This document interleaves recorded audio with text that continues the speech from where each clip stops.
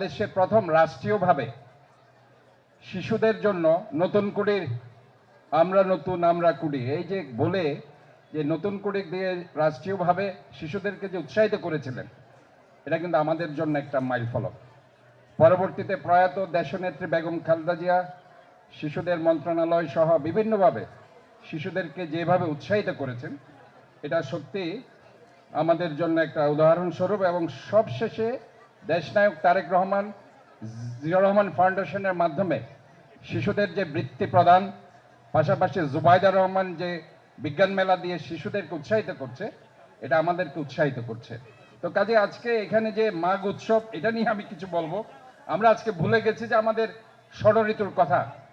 আমরা আমাদের গ্রীষ্ম, বর্ষা, শরৎ, হেমন্ত, শীত, বসন্ত, এখন দেখা যায় গ্রীষ্মকালের পরে বর্ষাকাল, বর্ষাকালের পরে যেটা শরৎ আর হেমন্ত আসার কথা, বর্ষাকালের পরে শীত চলে এসেছে। এটা হচ্ছে আমাদের যে ভৌগোলিক পরিবর্তন। আমাদের আজকে দ্রুত জলবায়ু পরিবর্তনের কারণে গিয়ে আজকে আমরা যে চ্যালেঞ্জ ফেস করছি, এটাই আমাদেরকে এখন শিশু কিশোরদেরকে এটাই শেখাতে হবে। কিভাবে শেখাবো? যে আমরা কোনো ধরনের আমার নদীটাকে দূষণ করব না, আমার কর্ণফুলী নদী আমার সম্পদ, এটাকে আমি দূষণ করব না। কিভাবে দূষণ করব না? আমি যত্রতত্র ময়লা ফেলবো না, যত্রতত্র প্লাস্টিক, পলিথিন, ককশিট ফেলে শহরটাকে নোংরা করব না। কারণ সেটা আলটিমেটলি কোথায় যাচ্ছে? নালাতে যাচ্ছে, নালা থেকে খাল, খাল থেকে কর্ণফুলী নদী দূষণ হচ্ছে।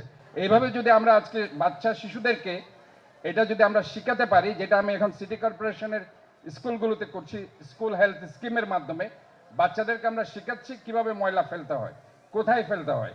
তো কাজে এটা যদি আমরা ছোট থেকে এটা যদি আমরা তাদের শেখাতে পারি, তাহলে আমরা এই শহরটাকে একটা সাস্টেইনেবল সিটিতে পরিণত করতে পারবো।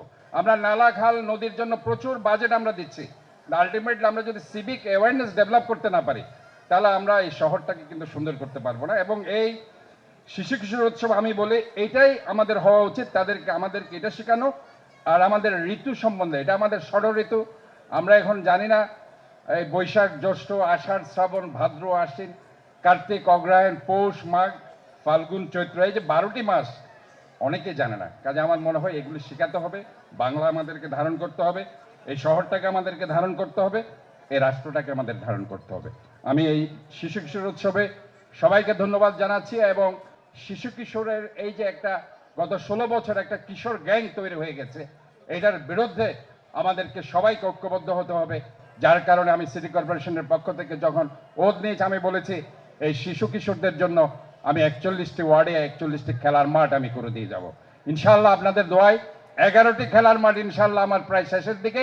আমি আপনাদেরকে বলে যাচ্ছি 41 ওয়ার্ডে অবশ্যই আমি আমার এই খেলার মাঠগুলো শিশু কিশোরদের জন্য করে দিয়ে যাব। আসসালামু আলাইকুম, সবাইকে শুভেচ্ছা।